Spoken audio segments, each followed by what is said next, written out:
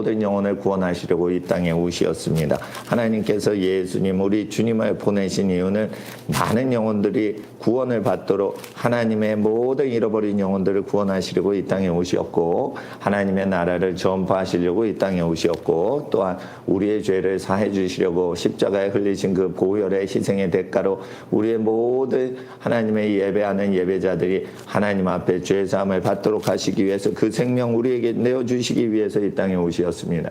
하나님의 아들 예수 그리스도를 믿는 모든 성도들에게 하나님의 나라 임하시고 하나님의 은혜와 평강 함께 하시길 주 예수님의 이름으로 축복합니다. 이곳에 난방장치가 도는 소리가 조금 나는데 조금 있으면 그칠 것입니다. 이곳은 하나님 앞에서 열심히 기도하는 텍사스의 달라스의 어느 집입니다.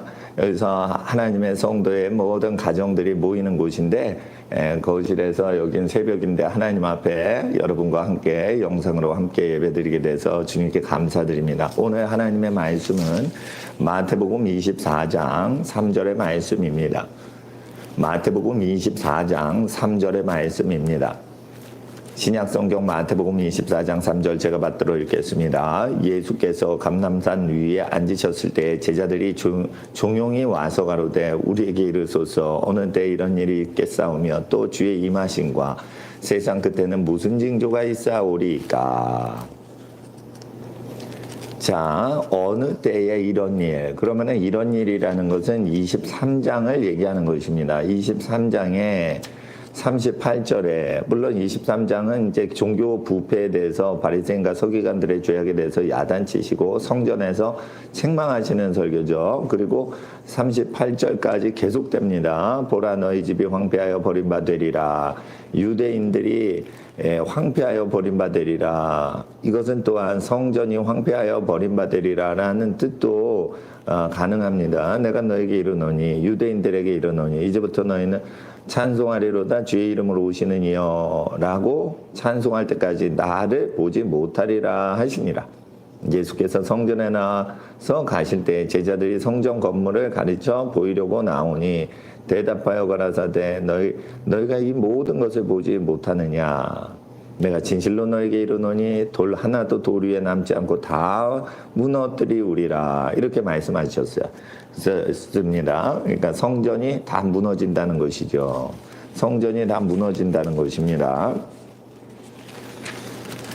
그러면 너희 집이 황폐하여 버림받으리라 라고 했을 때, 자, 다시 3절로 가겠습니다. 어느 때 이런 일이 있겠사오며 주의 임하심과 세상 끝에는 무슨 징조가 있사오리까 했을 때 예수께서 너희가 사람의 미혹을 받지 않도록 주의하라. 많은 사람이 내 이름으로 와서 이르되 나는 그리스도라 하여 많은 사람을 미혹게 하리라.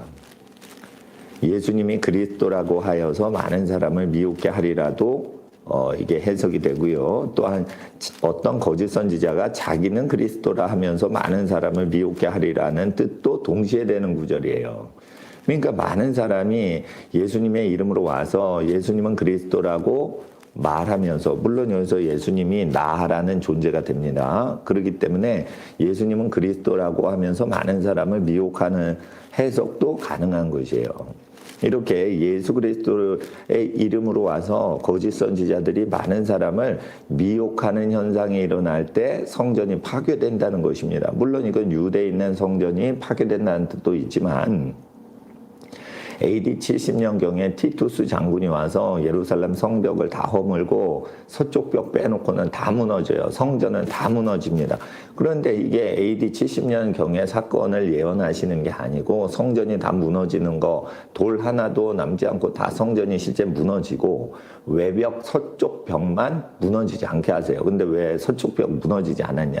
그 서쪽 벽을 건설할 때는 가난한 사람들이 건설을 했어요. 그래서 가난한 사람들이 먹지 않고 모은 돈으로 그 서쪽 벽을 건설했기 때문에 부자들이 건설한 거는 사실 무너졌는데 그 가난한 사람들이 건설했던 먹지 않고 건설했던 거 하나님께 정성 바친 거는 이제 무너지지 않게 하신 겁니다. 그래서 아직도 2000년 동안 서쪽 벽은 건재해서 지금 관광객들이 이스라엘 가면 예루살렘 서쪽 벽에서 기도하는 걸 볼 수 있습니다. 그러나 성전은 다 무너졌죠. 성전이 다 무너진 게 2000년 거의 이전인데 이 예수님의 설교 예언을 보면 마지막 때 지구가 멸망하는 거에 대해서 얘기하신다는 거예요. 그러니까 이 성전이 돌 하나도 위에 남지 않고 다 무너지리라 하신 예언은 단지 유대 땅에 있는 예루살렘 성전만을 얘기하는 게 아니고 이 뉘앙스가 복선이 깔려 있는 것이 모든 하나님을 예배하는 성전이 무너지는 때에 그 원칙들과 세상 끝에는 그러한 성전 파괴 현상이 많이 일어난다는 복선이 깔려 있으면서 예수님 설교하신다는 거예요. 그래서 마태복음 24장의 세계적인 대재앙은 마태복음 23장의 종교적인 죄악과 허물에 대한 결과라고 얘기하시는 것입니다. 그래서 종교적인 죄악이 많아지고 거짓 선지자가 많아지면 성전이 파괴가 된다는 것이요, 세상 끝이 온다는 것입니다. 세상 끝에는 무엇이 옵니까? 성전 파괴가 이루어지고 세상 끝에는 무엇이 옵니까? 적그리스도가 오고 세상 끝에는 누가 옵니까? 거짓 선지자가 오고 세상 끝에는 무엇이 일어납니까? 바로 세상의 환난과 재앙의 징조들이 나타나는 것입니다. 그래서 이것을 단지 유대 땅에 있는 제3성전 건축하자, 옛날에 그 예수님 당시에 헤롯 성전이 무너진다, 단순히 2000년 전의 사건을 얘기하는 게 아니라는 것입니다. 그래서 세상 끝에는 무슨 징조가 있으리까 할 때 예수님께서 바로 세상 징조가 세상 끝에 어떻게 이루어지는지에 대해서 얘기를 하시는 것입니다. 5절에 많은 사람이 내 이름으로 와서 이르되 나는 그리스도라 하여 많은 사람을 미혹게 하리라. 많은 사람을 미혹하려면 예수는 그리스도라고 얘기하면서 미혹해야 많은 사람이 미혹을 당하는 거예요. 예? 자, 이거를 나는 그리스도라 할 때 이걸 나라는 존재는 예수님이세요. 이 본문상 예수님이 지금 말씀하고 계시니까. 그런데 만약에 이거를 문선명이다, 박태선이다, 뭐 이단 교주다, 이런 사람이 많은 사람이 등장해서 많은 사람을 미혹하려면 문선명이 그리스도라 하여, 자기는 나는 그리스도라 이러면서 문선명이 그리스도라 하여 많은 사람을 미혹게 하리라, 이렇게 해석을 해야 되는데 많은 사람을 미혹하기가 어렵습니다. 문선명을 믿는 것 자체가 비정상이기 때문에 이단 교주가 그리스도라고 할 때는 그 미친 사람들만 미혹하는 경우는 있어도 그 많은 사람을 미혹할 수는 없습니다. 그래서 이거 본문이 많은 사람이 예수님이 말하시죠. 자기 예수님이 그리스도라고 말하면서 많은 사람을 미혹한다는 거예요. 그러면은 여기서 예수님 이름으로 와서 많은 사람을 미혹하는 사람들은 무슨 죄를 지어서 미혹한다는 거예요? 23장의 죄악을 저지르면서 예수님은 그리스도라고 하면서 미혹한다는 거예요. 그러니까 잘못된 길로 인도한다는 거예요. 그러니까 하나님 앞에서 우리가 이 구절을 볼 때 하나님 앞에서 우리가 예수 그리스도 주님의 뜻이 이루어지도록, 하나님의 뜻이 이루어지도록 우리가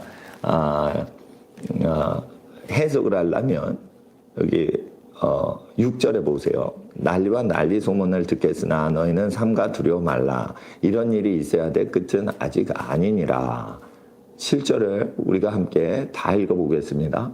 민족이 민족을, 나라가 나라를 대적하여 일어나겠고 처처에 기근과 지진이 있으리니. 8절, 이 모든 것이 재난의 시작이니라. 성전 파괴가 이뤄지고 그리고 세상 끝에는 무슨 징조가 있습니까? 주님의 임하심과 무슨 징조가 일어나겠습니까? 했대. 민족이 민족을 대적하여 일어난다는 것입니다. 그러니까 통치 권력이 상관이 없는 민족들이 민족 분규가 일어나고 인종 분규가 일어난다는 거예요. 이 에스노라는 이 단어는 인종이라는 말이에요. 민족이라는 말도 되지만 인종이라는 말도 됩니다. 흑인과 백인, 인종이 달라요. 당연히 더 세분화된 민족도 다르겠죠. 인종이 다른데. 아프리카에는 흑인 중에 많은 민족들이 있습니다. 같은 흑인인데도 민족이 서로 달라요. 근데 백인과 흑인이 당연히 민족이 다르죠. 그러면 충돌이 일어나죠. 민족과 민족이 대적하여 일어나면 인종과 인종도 충돌하여 대적이 일어나는 거예요. 그렇기 때문에 우리가 인종 차별이 일어나고 민족끼리도 차별이 일어나는 거예요. 자, 우리가 보겠어요. 만주 지역에서 사시는 우리 조선족 우리 동포들 분들이 어떻게 한족하고 충돌이 일어납니다. 그래서 조선족 어린이랑 한족 어린이가 싸우면 어른 싸움이 될 정도로 만주에는 조선족 자치주에 한족들이 올 때 그 다툼이 많이 일어난다는 것이에요. 그렇기 때문에 우리가 이것을 민족 분규로 봐야 됩니다. 인종 분규도 되고, 그리고 나라가 나라를 대적하여 일어난다는 것은 나라와 나라라는 단어가 아니고요. 이게 킹덤이에요. 네이션이 아니고 원어가 킹덤이에요. 그러니까 권력을 잡은 권력자의 집단과 권력을 잡은 권력자의 집단이 충돌한다는 거예요. 그러니까 이것은 유엔에 등록된 200여 국가끼리 충돌한다는 단순한 의미가 아니에요. 킹덤과 킹덤이라는 거예요. 그러니까 아프리카 가나에는 5개 부족이 있다라고 가나에서 온 그 형제가 얘기를 했어요. 20년 전에 제가 미국에서 공부할 때. 아프리카의 가나라는 국가가 있는데 그 국가는 하나지만 그 국가 내에 킹덤이 5개가 있다는 거예요. 그러니까 부족 왕이 5개가 있다는 거예요. 5명의 부족이 있다는 거예요. 그래서 그 부족은 킹이 되는데 그게 권력자가 된다는 것이죠. 그러니까 이런 것이 있습니다. 사우디아라비아는 킹덤이죠. 왕이 다스리죠. 근데 국가하고 일치되죠. 그렇게 됩니다. 그런데 한 국가와 킹덤이 일치가 안 되는 경우가 있어요. 가나와 같은 경우고 또한 탈레반 같은 경우예요. 탈레반에는 친미 정부가 아프가니스탄에 들어왔지만 탈레반에는 여러 부족들이 있고 그 부족들이 왕국과 같이 형성이 돼 있어요. 그리고 그 부족들의 모든 청년들이 탈레반이라는 그 청년단체를 통해 무장봉기를 해요.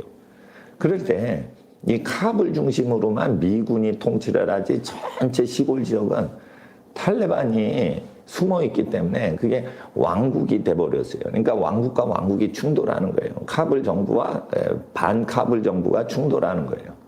이렇게 될 때 이런 나라와 나라가 충돌하는 게 아니고 권력과 권력이 충돌한다는 단어입니다. 이거 말세에 있어요. 말세에 무슨 왕국이 있냐 이러지만 왕국의 기능은 그대로 유지가 되는 것입니다. 그러니까 하나님 앞에서 왕국과 왕국들이 서로 대적하여 일어난다는 것이에요. 왜 이렇게 왕국과 왕국, 권력자와 권력자들이 충돌하면서 일어날까요? 이것은 세상의 군왕과 관원이 하나님과 그리스도의 존재를 무시하고 대적하여 일어나기 때문이에요. 하나님 앞에서 그래서 우리가 주 예수 그리스도를 믿는 모든 하나님의 성도들에게 하나님의 뜻이 다 이루어지도록 주께서 역사하기 때문에 온 나라와 민족을 심판하시는 하나님의 심판이 일어날 때 나라와 나라 곧 왕국과 왕국, 권력과 권력이 충돌하는 것입니다. 권력과 권력이 충돌하는 것은 철장 권세로 만국을 질그릇같이 때려 부수시는 예수 그리스도의 주님의 심판의 권세이기 때문이에요. 그래서 예수님이 심판하실 때는요, 이 세상의 권세가요, 산산이 무너져요. 산산이 무너집니다.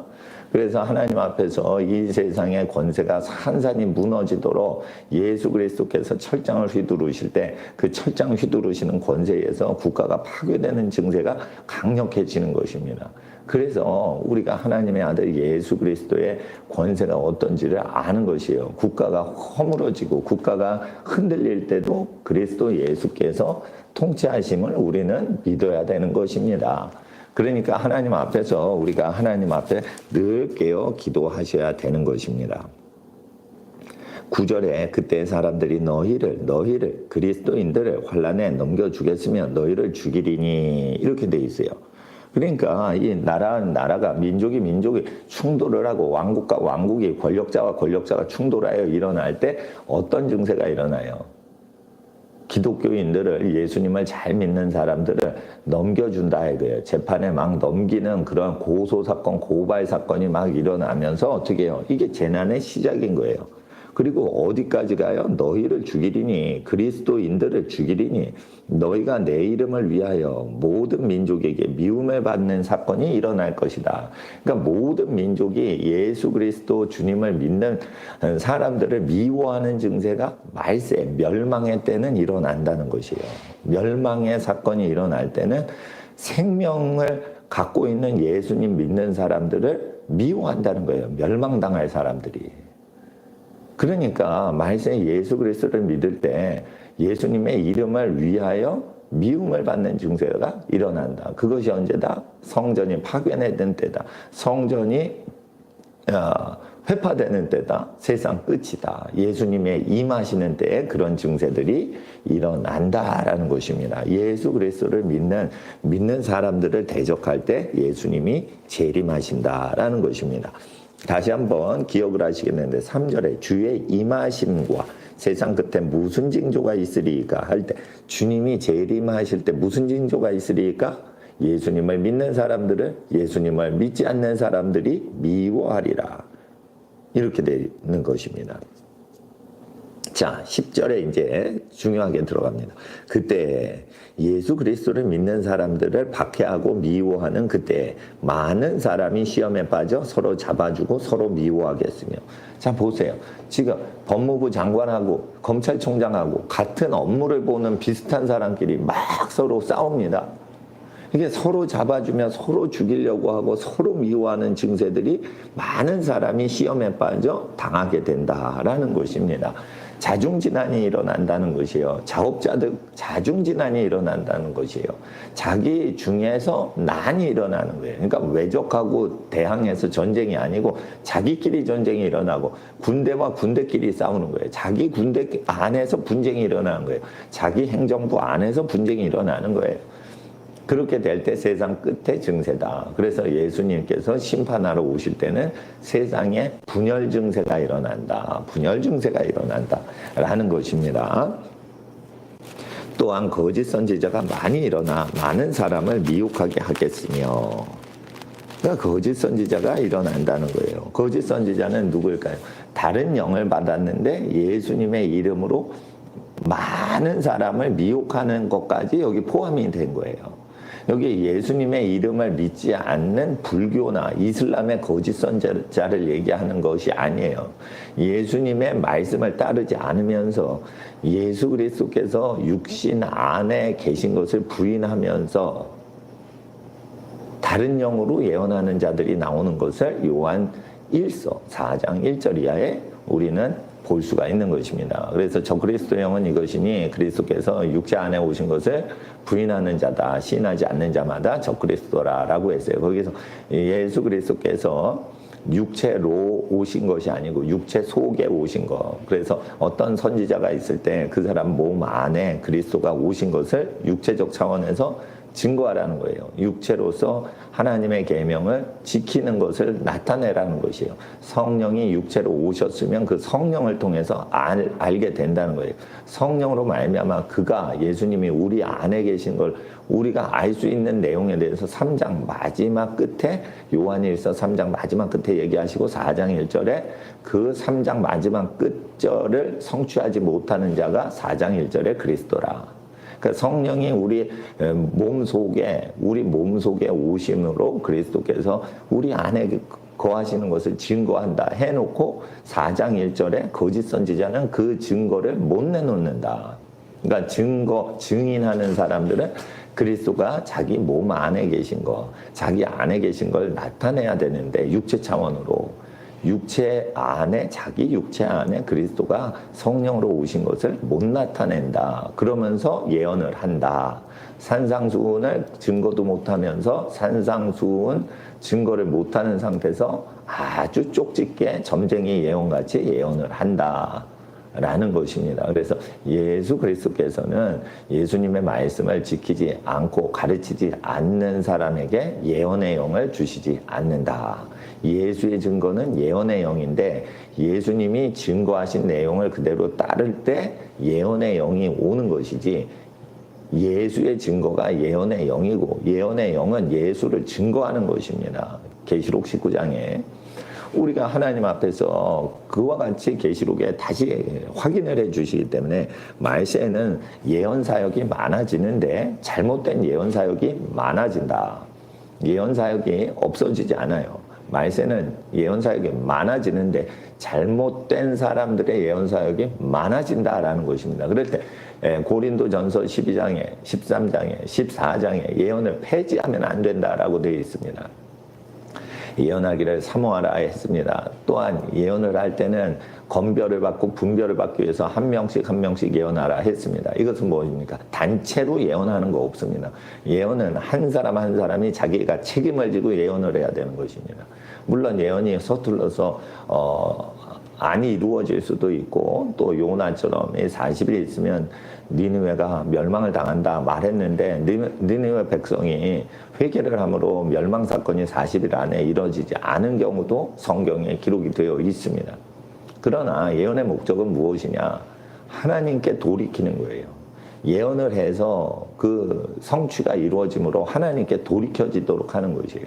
하나님께 돌이키도록 백성의 마음을 인도하는 것이 예언이고, 성령의 말하심을 따라 예언해서 하나님을 더 사랑하고 죄악을 미워하도록 그리스도를 가까이해서 죄사함을 받도록 하는 게 예언의 목적인데, 예언의 목적이 그리스도께로 인도하고 하나님의 자녀 되도록 인도하는 것인데도 불구하고 예언을 함으로 하나님을 멀어지게 하고, 예언을 함으로 말미암아 예수님의 계명을 지키지 않고 예수님의 설교하시고 분부하신 내용을 생각지 않게 하는 예언은 잘못된 예언이고, 그것을 계속 진행을 시키는 자는 거짓 선지자가 되는 것입니다. 그러니까 세상 말기에는 어떤 증세가 일어난다고요? 예언 사역이 많아진다고요. 그래서 예언을 분별하는 게 굉장히 필요한 시대가 되고, 예언을 하나님께서 많이 풀어내시기 때문에 거짓 예언자들이 또한 많이 나타난다고 아셔야 돼요. 예언을 하나님이 하나도 하지 않으시면 거짓 예언 사역자를 많이 등장시키지도 않습니다. 사탄은. 그러니까 하나님 앞에서 우리가 거짓 예언자, 선지자들이 많이 나타난다. 그리고 12절에 불법이 성함으로 많은 사람의 사랑이 식어지리라.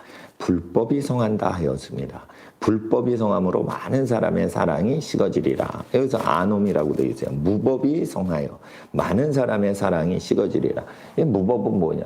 자기가 좋을 대로 법을 적용하는 게 무법이 되는 거예요. 법은 있어요. 근데 그 법을 적용을 할 때 자기 마음대로 적용하는 거예요. 자기 옳은 소견대로 살아가는 거예요. 그렇게 되면 어떻게 될까요? 많은 사람이 법을 지키지 않게 됩니다. 많은 사람이 법을 지키지 않게 되는 것은 법을 지켜야 되는 사람들이 법을 지키지 않기 때문에 백성들이 법을 우습게 여기는 것입니다. 그러면서 어떻게 해요? 각자 도생을 하는 것입니다. 각자 도생을 할 때 분쟁이 일어나고 권력과 힘이 모든 것의 중심이 되는 것입니다. 그래서 왜 권력을 싸우려고 그러냐? 권력을 다투느냐? 그것은 법이 무너져 있기 때문에. 법은 왜 무너지는 것이에요? 악인이 다스려서 그런 거예요. 악한 사람이 다스려서 그런 거예요. 선한 사람이 악한 사람한테 권력을 내어주기 때문이에요. 그래서 기독교인들은, 하나님의 성도들은, 하나님의 백성들은 악한 사람이 권력을 잡지 못하도록 힘써야 돼요. 근데 사람들이 그래요. 악한 사람이 권력을 잡든 말든 교회만 운영되면 된다. 이렇게 생각을 하시고 나쁜 악인들의 죄악에 대해서 증거하는 걸 안 하려고 해요. 예. 미국에서는요, 부정선거가 나면요, 사람들이요, 그거를 얘기를 해요. 그리고 바로 잡으려고 해요. 근데 바로 잡으려고 하지 않으면 그거 성도가 아닌 것이죠. 네? 거짓 증거하면 안 되죠. A 후보가 많이 표를 얻었는데 B 후보한테 다 표를 돌려주고 그러면 안 되죠.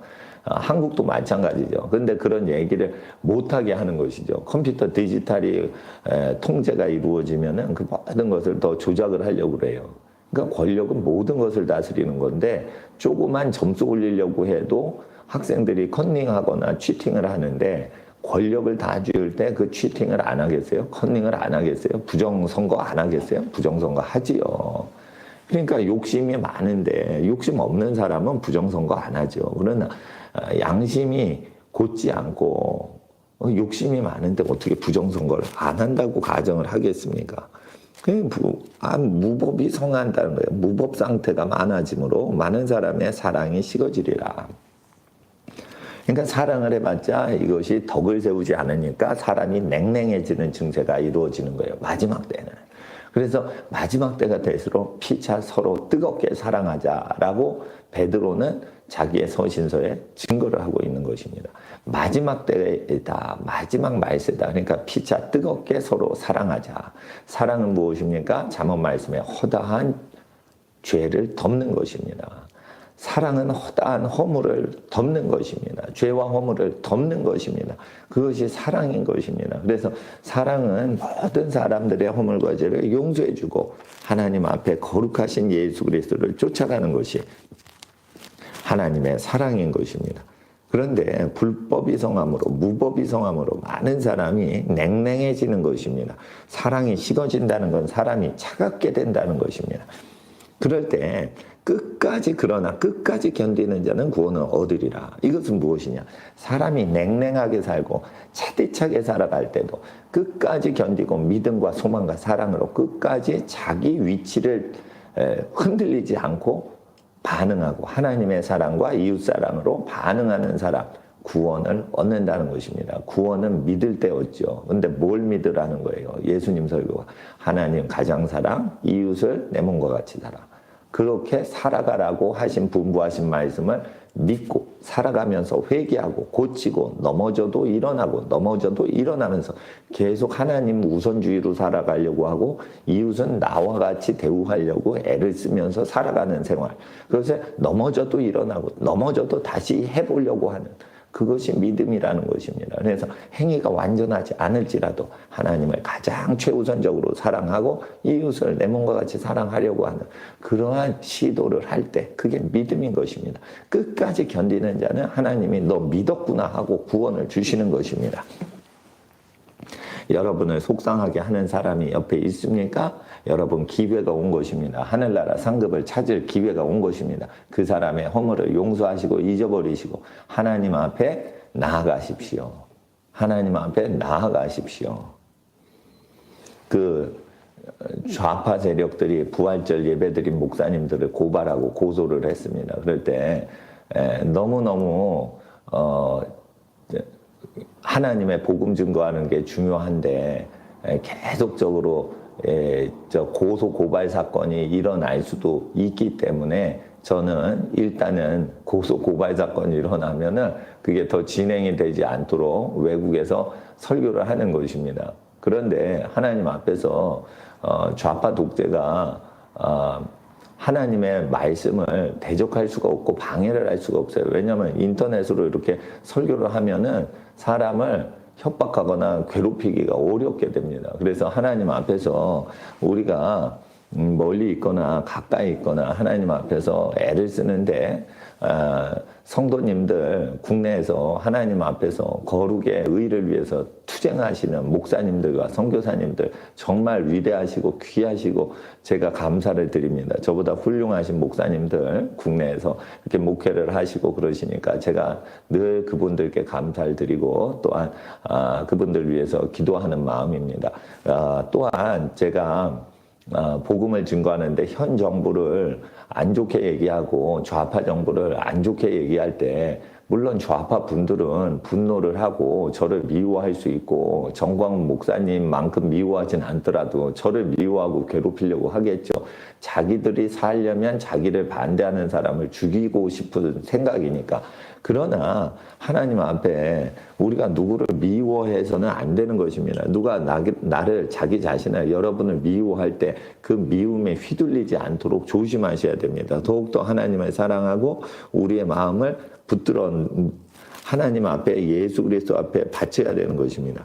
14절에 이 전국 복음이 모든 민족에게 증거되기 위하여 온 세상에 전파되리니 그제야 끝이 오리라. 그 전국 복음이 모든 민족에게 증거되리니 그제야 끝이 온다라는 것이에요. 끝에는 무슨 징조가 있습니까? 민족과 민족이, 왕국과 왕국이 대적하죠. 재난의 시작인 것이에요. 고난의 시작인 것이죠. 말세 환란의 시작인 것입니다. 그러다가 천국 복음이 온 세상에 다 증거되면 끝이 오는데 창세 이래 없던 재앙이 오는 것입니다. 창세 이래 없던 재앙은 총알이 와서 여러분을 맞추는 그런 재앙이 아니고 죽으면은 환란이 끝나는 거예요. 그러니까 이건 뭐냐면은 5달 동안 황충이 물기는 하는데 죽이지는 않고 괴롭히기만 하는 거예요. 막. 네? 그래서 뭐 여러 가지 재앙들이 오는데 사람을 괴롭히는 거예요. 전쟁이 나서 전쟁 때문에 죽어서 괴로운 게 아니에요. 전쟁이 일어나니까 살아남아 있는 사람이 살기가 힘든 거라는 뜻입니다. 그리고 기근이 오니까 죽어서 괴롭다는 뜻이 아니에요. 기근이 오니까 어떻게 살아가는 모든 사람들이 고통스러운 시대가 온다는 거예요. 그러니까 하나님 앞에서 임박한 환란을 위하여 있는 자는 없는 자 같이 생각하고 살아라라는 것입니다. 예? 그래서 자기 소유를 많이 갖고 있으면 마지막 때 환란이 오면 자기가 불편해진다는 거예요. 예. 마라톤을 하는데 짐을 많이 짊어지고 마라톤 하면 힘들죠. 자기가 힘드니까 자기 소유를 줄이라는 것이에요. 왜 그러죠? 소유가 많은 사람을 괴롭히는 시대가 온다는 거예요. 어디에 기록되어 있어요? 야고보서 5장 1절로부터 5절까지 기록이 되어 있어요. 말세에는 부자를 괴롭혀요. 자기 소유가 많이 있는 사람이 괴롭힘을 받아요. 그래서 괴롭힘을 받지 않으려면 어떻게 돼요? 자기 소유로 등록이 돼 있질 않아야 돼요. 물론 자기가 사용하세요. 각자 사용하세요. 근데 국가에 등록하는 게 위험하다는 거예요. 국가에 등록하기보다는 국가에서 뺏으려고 해도 빼앗기지 않는 형태가 있다는 것입니다. 그래서 성령님께서 인도해 주셔서 가난하게 삽니다. 그러나 부족함이 없습니다. 이렇게 고백을 할 수 있어야 성령의 인도를 받아서 소유와 경제활동과 사회활동을 하시는 분이신 거죠. 그래서 우리가 여러 가지 고난을 당할 필요가 없는데 억지로 당할 필요가 없는 것입니다. 네. 그래서 교회도 마지막에는 교회의 소유를 줄여야 되는 것입니다. 교회의 소유가 많으면 어떻게 돼요? 성전을 파괴하려는 세력이 생기고 예수님의 이름을 인하여 그 예수님 믿는 사람을 미워하는 증세들이 일어나지요. 그러니까 교회의 소유를 필요한 거 빼놓고는 절제를 해야 되는 것입니다. 그래서 하나님 앞에서 부요한 자각이 있습니까? 친척 중에 가난한 나오미와 같이 망한 집안, 룻과 같이 망한 집안을 위해서 기업을 회복해 주시는 일들을 하십시오. 보아스와 같이 행동하시라는 거예요. 그러면 하나님께서 말세에 여러분은 환난당하지 않도록 보호해 주시는 거예요. 그래서 여러분 근처에 가난한 사람이 있어요. 그 가난한 사람이 의식주가 해결되도록 도와주세요. 그러면 하나님이 여러분을 도와주세요. 네, 그러니까 마지막 때에는 환난을 피하는 법이 다 있는 것입니다. 별별 끝이 다 오더라도 예수님 분부하신 말씀 그대로 가르쳐 지키고 있으면 환난이 없어지는 것이에요. 그리고 여러분이 아셔야 됩니다. 돈을 지불해서 뭘 사죠. 그러면 돈이 바깥으로 나가죠. 안 들어와요. 그리고 어떻게 물건이 나오면 음식이 들어와요. 근데 보세요. 돈이 지불되더라도 그것이 가난한 친척한테 지불돼서 똑같이 물건이나 음식이 오도록 하면 그 친족 간의 재정이 풍성해져서 빙빙 돌기 때문에 바깥으로 재정이 유출이 되지 않습니까? 예, 그렇지 않게 됩니다. 재정 유출이 없어지죠. 그러니까 어떻게 해요? 물건도 없고 돈이 친척 가운데 도는 것입니다. 친구 가운데 도는 것입니다. 그래서 경제 공동체를 서로 물물 교환하는 게 이루어지는 것이죠. 또한 여러분 아시요? 카메라를 살 때, 물론 제가 카메라 쪽은 전 잘 압니다. 렌즈를 산다, 카메라를 산다. 요즘 잘 카메라 사지 않아요. 핸드폰이 너무 좋은 게 많이 나와서 카메라가 팔리질 않아요. 그러나 한물간 물건인 카메라를 살 때도 여러분 아셔야 돼요. 카메라를 한 컷을 찍어도 중고품이 되는 거예요. 그러니까 400만 원짜리 최고급 카메라를 샀는데 한 컷을 찍었어요. 그리고 중고시장에 내다 보세요. 300만 원에 사가요.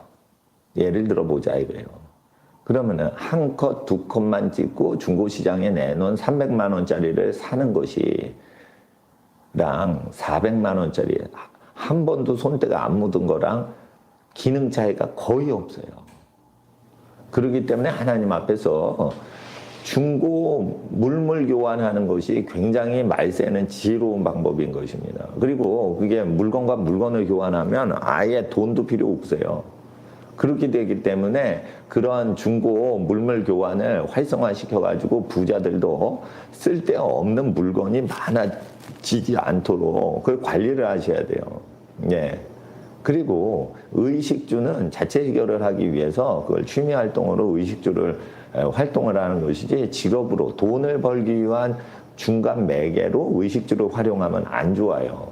그러니까 의식주를 직업으로 해서 사람들에게 의식주에 관련된 걸 파는 건 좋은데 사회를 의지해가지고 의식주를 계속 의지하시면 위험할 수 있다는 거죠. 물론 가난한 사람은 여호와의 성실하심을 의지하여 매달 일주일 하루하루 살아가십시오. 하나님께서 여러분을 도와주십니다.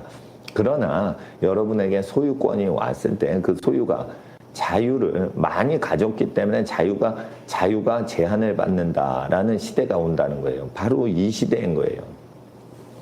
가난이 왔습니다. 정치인들도 가난을 이기지 못합니다. 그래서 세금을 많이 갈취해 가는 것이에요.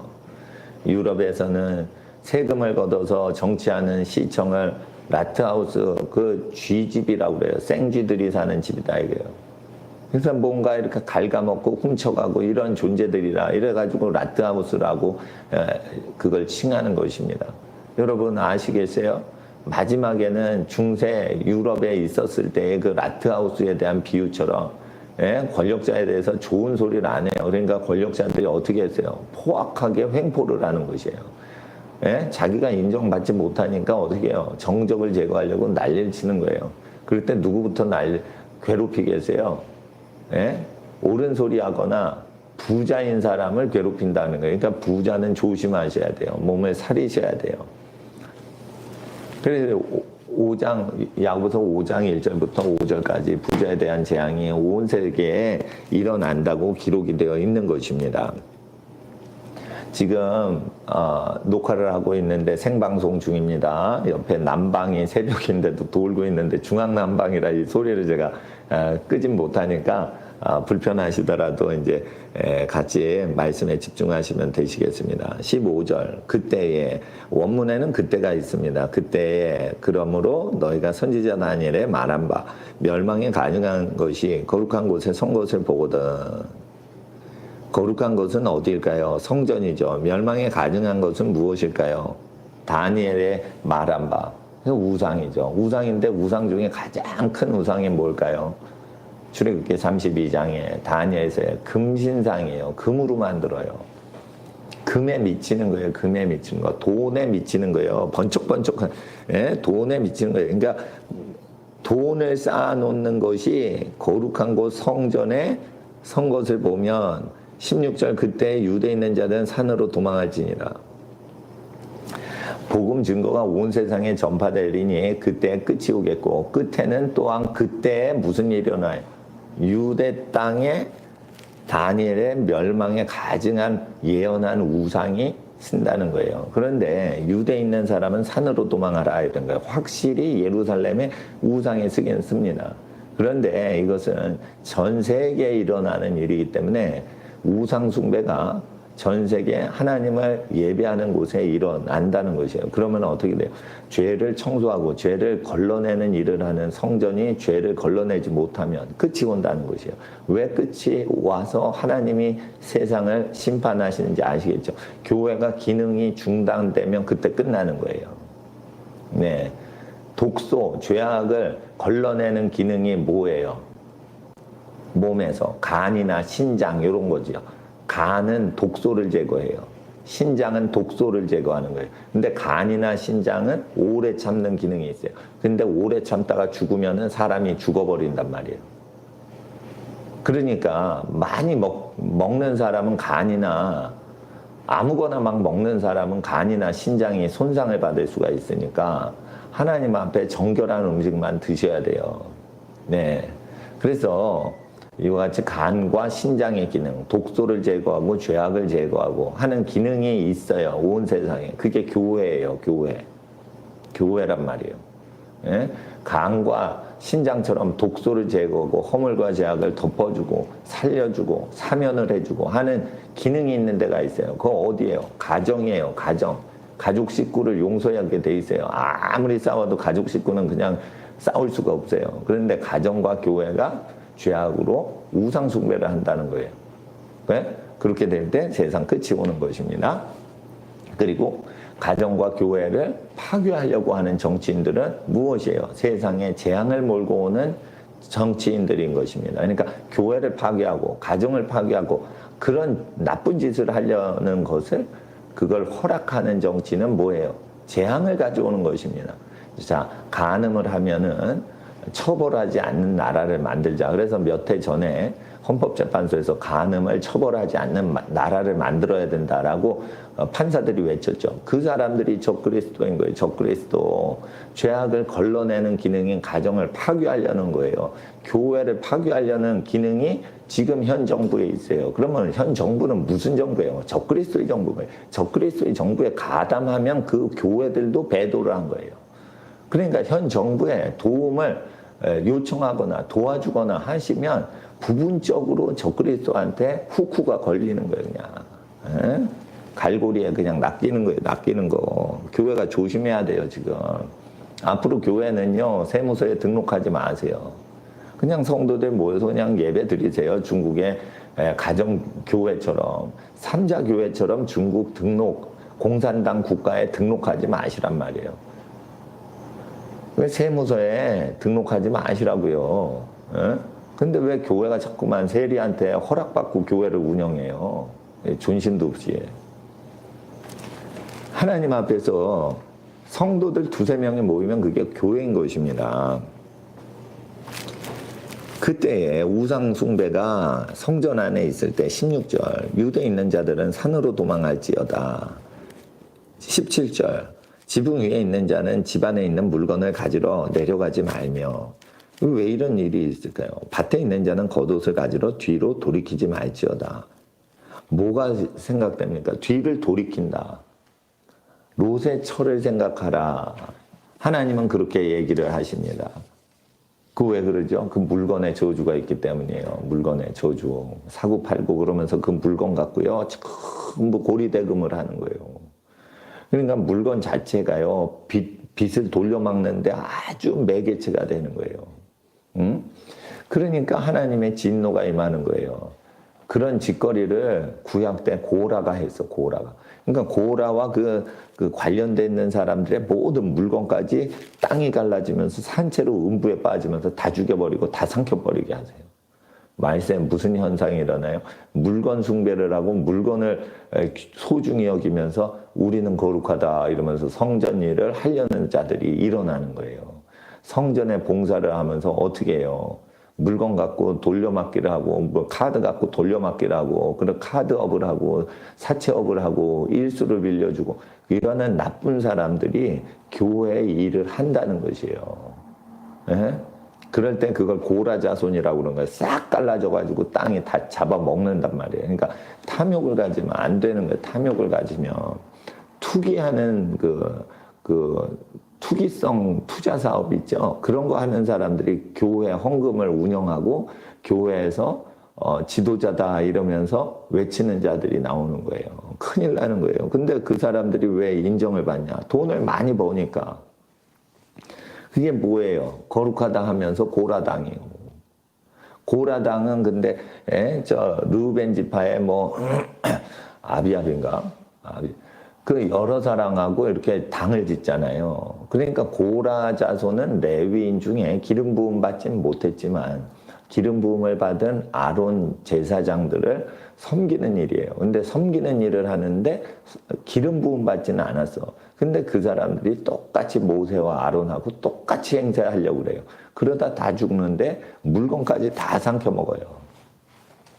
뒤를 돌이키지 말라 이거예요. 그러니까 여러분 아셔야 돼요. 뭐가 있으면은 환란이 있으면 딱 피하려면 어떻게 해요? 뒤를 돌이키지 말라 이거예요. 뒤를 돌아보지 말라 이거예요. 그 도시가 멸망한단 말이에요. 도시가 멸망할 때 그 도시에 멸망하는 것에 뒤를 돌이키지 말라 이거예요. 그러니까 항상 소유물을 누구에게 주고 떠날 수 있는 마음으로 사시라는 거예요. 그렇게 해야지 영이 분별이 되고 영이 맑아지는 것입니다. 19절에 그날에는 아이벤자와 젖먹이는 자들에게 화가 있으리로다. 너희의 도망하는 일이 겨울이나 안식일에 되지 않도록 기도하라. 이는 그때 큰 환란이 있겠습니다.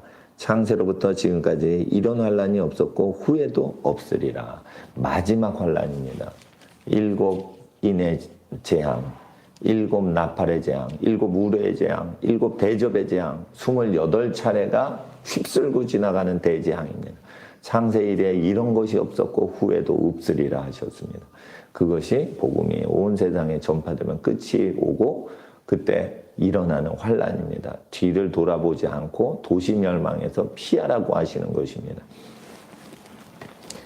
22절 그날들을 감하지 아니하면 모든 육체가 구원을 얻지 못할 것이나 택하신 자를 위하여 그날들을 감하시리라. 마치 노아가 방주 속에 탔는데 그 날들이 너무 길고 기니까 홍수의 재앙의 날짜 수를 단축을 해 주셔서 노아와 그 속에 갇혀 있는 사람을 생각해서 환란의 날을 감하셨던 것처럼 택함을 받은 믿는 성도들이 환란을 당해서 고생을 하니까 그 날수를 줄여주신다는 거예요. 그래서 환란 전 휴거는 말이 안 되는 말이에요. 환란 중에 휴거는 낼 수 있어도 환란 전에 휴거되기가 어려운 것은 예수님이 택하신 자를 위하여 환란 날을 줄여주신다고 되어 있어요.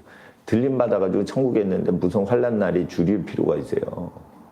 전 세계 모든 성도가 환란 전에 공중부양된다며 그거 아니라니까 그거. 그게 아니에요. 그거. 보세요. 택하신 자를 위하여 그 환란의 날을 감하신다고 돼 있지. 그때 23절에 사람이 너에게 말하되 보라 그리스도가 여기 있다 혹 저기 있다 하여도 믿지 말라라는 것입니다. 24절에 거짓 그리스도들과 거짓 선지자들이 일어나 큰 표적과 기사를 보여 할 수만 있으면 택하신 자들도 미혹하게 하리라. 그러니까 택하신 자들도 미혹을 받을 가능성이 있어요. 예? 거짓 선지자들에 대해서 조심하시란 말이에요. 왜 거짓 선지자에게 미혹이 되죠? 거짓 선지자는 누구를 타겟으로 해서 나쁜 짓을 하는 거예요. 거짓 선지자는 자기가 나쁜 짓 하는지도 모르고 나쁜 짓 해요. 자기가 착한 짓 한다 생각하고 나쁜 짓 하는 거예요. 그러니까 자기도 속은 상태에서 남도 속이는 거예요. 그런데 믿는 사람을 타락시키려고 거짓 선지자가 마귀한테 잡혀 있는 거예요. 그러니까 하나님 앞에서 마지막 때는 거짓 선지자가 많이 등장한다. 그래서 예언 사역이 일반화됩니다. 일반화. 그래서 저도 예언 사역을 일반화시키는 그 사역에 인벌브를 했는데 신사도 사역에 제가 한 20여 년 전에 그 열심히 활동을 했어요. 그래서 병도 고치고 예언도 하고 귀신도 쫓아내고 귀신아 네 이름 뭐냐 이러면은 귀신이 막 얘기를 하는데 막 귀신하고 대화도 해보고 막 이런 걸 했어요. 병도 많이 고쳤어요. 그래서 그 선교단체 성령 집회하면은 제가 그 집회 강사로도 막 뛰고 그랬는데 그 주로 이제 제가 좋아했던 사역자들은 부자 선진국 나라의 예언 사역자들이에요. 근데 그 예언 사역자들이 그 블라인드 스팟이 있다는 걸 발견했어요. 그분들이 잘못된 선지자라고 얘기하고 싶지는 않아요. 그들은 예수님을 사랑하는 분들이에요. 근데 돈을 좋아해서 분별을 못하는 그 분야를 집어내지를 못하는 거예요. 그래서 신사도 운동의 약점은 뭐냐면 옛사도 운동보다 약점은 뭐냐면 표적과 기사가 일어나는 건 좋아하는데 헌금을 많이 모으는데 너무 집착하시는 분들이 신사도 능력을 받은 사역에 자꾸만 모여드는 거예요. 그러니까 헌금이 들어오는 속도랑 나가는 속도가 비스무리해야 되고 그래야 되는데 너무 많이 들어오는데 쓰지는 않고 또는 너무 안 들어오는데 쓸 때는 많고 가난한 교회와 부자 교회가 극과 극으로 이분화되는 거예요. 근데 여기에 대해서 저는 이제 회개 운동을 먼저 해야지 좋지. 능력 사역 중심으로 삐를 꽂히면은 이거는 문제가 일어날 때 해결을 못 한다라고 저는 생각을 한 겁니다. 그래서 회개 운동을 먼저 하고 가족들을 먹이고 부양하고 입히고 살리는 데 힘을 쓰는 걸 하고, 모든 사람이 자기가 자기를 위해서 일하거나 돈을 버는 것이 아니라 자기 가족을 위해서, 이웃을 위해서 경제활동할 줄 알고 욕심을 버리는 것이 거짓 선지자나 말세, 미혹을 피하는 길이라고 저는 확신을 하는 것입니다. 그리고 전도를 할 때는 우리가 전도함으로 많은 미자립 교회가 도움을 받거나 큰 교회까지도 도움을 받도록 예수의 이름을 증거하고 예수는 어떤 분이신지를 말하고 가르치는 것이 중요합니다. 그래서 교회를 홍보하고 교회를 알리기보다 예수는 어떤 분이신지 가르쳐서 우리 각자 교회에서 훈련받은 사람은 다른 교회 가더라도 기둥과 같이 귀한 일꾼으로 쓰임받도록 그렇게 훈련을 해서 우리 성도를 키운다면 다른 교회에다가 보내드릴 수 있는 귀한 성도들을 양육하는 그런 교회의 차원으로 해서 우리 교회가 잘 되면 다른 교회도 잘 된다, 이런 개념으로 사역을 하는 쪽으로 가야 되는 것입니다. 그러니까 적절한 규모로 교회를 운영해야지 돼요. 들어오는 문은 넓게 열고 나가는 문은 닫아라, 이러면 안 되는 거예요. 들어오는 사람 환영하고 나가는 사람 말리지 않는 거예요. 그래가지고 이제 자유민주주의예요. 자기가 교회 말씀 듣고 싶으면 언제든지 오는데 나가고 싶으면 나가고 더 좋은 교회 가고 싶으면 가도록 그렇게 하되, 머물러 있는 동안은 우리가 기도에 힘쓰고 찬송을 힘써서 하나님을 영화롭게 섬기고 말씀 교육을 제대로 받아서 기록된 말씀에 우리의 영혼과 사고방식이 정착을 할 수 있게끔 그 말씀 교육을 잘 받는 게 중요한 것이요. 또한 사람을 대할 때도 가족들을 소중히 여겨서 가족을 부양하는 경제적인 의무와 그리고 가족을 위해서 기도하는 영적인 의무를 저버리지 않고 열심히 기도하고 경제적으로 가족을 서포트하는 일을 하셔야 되는 것입니다. 가족을 열심히 서포트하고 경제적으로 섬기는 일을 게을리하는 사람마다 애를 낙태를 합니다. 부자로 살려고 가족 수를 줄이는 걸 하는 거예요. 그래서 부자로 살려고 먼저 태어난 사람끼리만 살고 나중에 태어날 존재를 죽여버리는 거예요. 그러면 어떻게 해요? 귀신이 역사하는 거예요. 귀신이 역사하는 거예요. 예? 하나님 앞에서 귀신이 합법적으로 역사하는 거예요. 그러니까 낙태를 반드시 반대하고 다산, 가족이 많고 자녀가 많으면 즐거워하셔야 되는 거예요. 아기가 한 명이면 기쁜 거예요. 근데 2명이 생겼어. 그럼 더 기뻐하세요. 3명, 4명, 5명 더 기뻐하세요. 아우, 가난하시다고요? 걱정하지 마세요. 재산이 많은 것보다 자녀가 많은데 하나님이 그걸 먹이시려고 태어나게 하신 거예요. 서로 돕질 않아서 가난이 오는 거지, 애가 많아서 가난이 오는 건 한 번도 일어나지 않아요. 여러분, 아이가 많다고 가난이 왔다고요? 가난이 온 것이 갓난아기가 태어나서 가난이 온다고요? 그게 마귀예요. 그게 마귀. 아기가 많아서 가난이 온 적은 한 번도 없어요. 예? 멜더스의 인구론 그거 찢어버려야 되고, 마귀예요. 마귀. 멜더스는 멜더스의 인구론에 근거해서 낙태가 일어나는 거예요.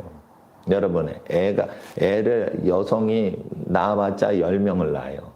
많이 낳아요? 그러면은 알칸소에 24명 난 엄마가 있어. 혼자 24명을 낳았어. 와, 대단해. 그냥. 그런데 곡식은 100배를 열매 맺는 거예요. 여러분, 벼이삭이요. 벼이삭이. 병 들어먹은 벼이삭도 알갱이 50개를 내요. 여러분, 자기 배에서 50배로 아기를 낳아서 50명을 자기 혼자 낳는 사람 없어요, 여자가. 병든 벼알도, 예? 벼이삭도 50알을 내요. 근데 일본에서는 이 대 있죠. 벼, 한 줄기. 거기에 300알이 달려요. 일본 사람들이 그렇게 농사를 잘 지어요. 비료나 농약 치지 않고 그렇게 잘 한다니까. 그러니까 후쿠오카 마사노베 그 책을 보니까 자기의 300알이 달린다는 거예요. 그러니까 뭐예요? 벼가 휘청 쓰러지죠. 휘청 쓰러지지 못하게 하려고 난쟁이 벼를 만든 거예요. 그러니까 난쟁이니까 쓰러지질 않는 거예요. 근데 이게 대가 길면은 쓰러져요. 200알 정도 달리면 무거워서 이게 쓰러지거든. 그러면 썩어버려요. 그런데 이게 난쟁이 벼를 만든 거예요. 난쟁이 벼를 만들려고 밭에다가 심은 거예요. 논에다 심지 않고 밭에다 심었는데 이게 300알이 달린 거예요. 근데 쓰러지질 않는 거예요. 여러분, 300배로 열매 맺어요. 300배로. 300명을 낳을 수가 없어요. 그러나 자연은 300배로 주고 있어요. 멜더스가 그거 알았어요? 별 이상 숫자 셌어요? 인간의 배가 하는 숫자를 셌어요? 세지도 않고 뭘 가리킨다는 거예요? 멜더스의 책 찢어버리세요. 인간이 많이 나면은 식량이 공급이 안 돼서 죽는다고요? 아니요. 땅이 저주를 받게 하는 인간의 죄악으로 농사가 망가지는 거지. 자연은 계속 인간을 먹여주려고 하나님의 사랑을 부어주고 있어요. 우리가 자연법을 따라가길 거부하면 그때부터 가난이 오는 것이에요. 우리가 인본주의로 살아가려고 할 때 인간이 수천 년 동안 살아왔던 생존 방식을 버리고 살아갈 때 그때가 저주의 시간이 시작되는 것입니다. 그게 언제입니까? 바로 현대사회인 것입니다. 가난은 사람이 게으를 때 오는 게 아니에요. 힘들면 쉬면은 그건 안식이 되는 거예요. 가난은 왜 오는 거예요? 빚을 질 때 오는 거예요. 파산은 왜 오는 거예요? 남의 돈을 함부로 구울 때 망하는 거예요. 하나님의 음성을 왜 못 듣죠? 하나님의 음성을 들으면 하나님이 부욕해 하시고 부족함이 없게 해주시는데, 부자는 아니 되더라도 여호와는 나의 목자시니 부족함이 없으리로다 고백하게 해주시는데 왜 가난이 오죠?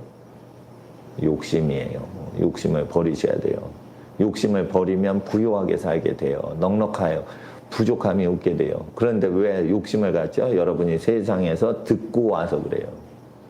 세상을 믿고 하나님을 덜 믿기 때문입니다. 하나님은 여러분에게 언제나 좋은 것을 주시려고 하시는, 하나님은 선하시고 좋으신 분이십니다. 그래서 하나님의 아들 예수님께서 25절에 보라 내가 너에게 미리 말하였노라. 미리 말하셨다는 거예요. 그러면 다 알고 계시는 거예요. 세상 끝날에 무슨 저주와 재앙이 일어나는지 다 알고 미리 말하셨다는 거예요. 그러니까 다 전지전능하셔서 다 아신 분이 말하신 대로 살면은 안전하다는 거예요. 그래서 하나님 앞에서 우리가 복음을 증거할 때, 예배당에 모일 때 그거를 국가에 등록하거나 사회 불신자인데 인정을 받으려고 하지 마시고 그냥 모이시라는 거예요. 예? 그리고 누구를 막 박해를 한다 그러면 그분이 이제 복음을 마음껏 증거하시도록 숨어가지고 복음을 증거하게 하고, 그리고 제일 괴롭힐 때 한 가지밖에 없어요. 소유를 괴롭혀서 소유를 시험받게 하는 거예요. 그러니까 자기 소유를 많이 뭐가 걸려있게 하지 마시란 말이에요. 그러면은 자꾸만 그걸 쪼인단 말이에요. 사람 통제할 때 뭘로 통제할까요? 디지털로 통제한다고 그러죠? 디지털로 통제하는 건 맞긴 맞는데 절반만 맞는 소리예요. 디지털로 여러분의 돈 주머니, 호주머니를 통제함으로 통제하는 거예요. 디지털로 통제를 하더라도 여러분의 호주머니를 통제를 못하면 여러분 통제를 못하게 돼 있어요. 적그리스도 정부가. 그러니까 뭐를 통제한다고 제가 예언의 말씀을 드려요. 마지막에는 권력자들이 민간인들과 서민들의 호주머니 재정을 디지털로 통제할 뿐인 거예요. 현금이 없는 사회를 만들자. 케네스 로코프 하버드대 경제학과 교수가 그걸 계속 주구장창 주장해요. 그 사람 딥스테이트인 거예요. 왜 돈을 벌지도 않는 사람이 남의 돈을 통제하려고 애를 쓰죠? 그게 흉측한 사람인 거예요. 하버드를 좋아하다가 만몬신한테 잡혀 있는 거예요. 하나님 앞에서 장꾀를 부리는 사람을 따라가시면 안 되고 하나님을 따라가셔야 돼요. 하나님의 아들 예수 그리스도를 따라가시되 예수님의 말씀을 이제 믿으세요. 그러다가 예수님의 마음이 우리의 마음이 되는 경우가 있어요. 그때부터 하나님의 음성이 우리를 인도하시는 것입니다. 탐심을 내어버리고 정욕도 내어버리십시오. 그리고 열심히 에너지가 있는 것을 선한 쪽으로 발산을 하십시오. 선한 쪽은 두 갈래 길이 있습니다. 하나님 가장 사랑, 이웃을 내 몸과 같이 사랑. 이 두 가지 계명을 위해서 우리의 모든 에너지와 생명을 온전히 하나님께 바칠 때 하나님은 우리가 죽지 않고 더 살게끔 인도하십니다. 우리 하나님은 우리를 가난하게 아니하시고 부유하게 더 하십니다. 하나님 앞에서 복을 받는 여러분 되시길 주님의 이름, 예수님의 이름으로 축복합니다. 오늘 여러분과 가정을 위해서, 이 나라 이 민족을 위해서 잠깐 기도하겠습니다. 거룩하신 아버지 하나님, 사랑과 은혜, 아버지 하나님의 모든 은총과 평화가 하나님을 믿는 모든 성도들에게 함께 하시길 이 시간 간절히 기도합니다. 공간은 떨어졌지만 두세 사람이 함께 기도를 하는 모든 모임에 그리스도께서 함께 하시고 가족을 사랑하고 가족의 허물을 용서하려고 하는 모든 성도들에게 함께하여 주시옵시고 자녀들이 거룩하고 존귀하고 지혜롭게 자라도록 간절히 하나님께 소망하는 모든 가정에게 하나님의 소원이 하나님의 뜻이 다 이루어지게 하시고 성도의 바람이 기도가 간절히 상달되게 하시고 성취되게 하여 주시옵소서. 이 나라의 민족 어둠의 권력이 사로잡고 있지만 이는 하만의 정권이요 하만은 나무 꼭대기에 달려 자기가 죽을 줄을 모르나이다. 아버지 하나님이 하나님을 대적하고 예배를 방해하는 모든 세력 하만 세력 제거하여 주시옵시고 모르드게와 에스더와 같이 승리하는 여호와의 성도들에게 주 예수님의 이름으로 축복합니다. 은혜와 평강이 임할지어다. 우리 주 예수님의 이름으로 모든 성도의 가정을 축복하며 기도드리옵나이다. 아멘. 할렐루야. 하나님께서 여러분 사랑하시고 축복하십니다. 저희도 여기서 항상 같이 기도하게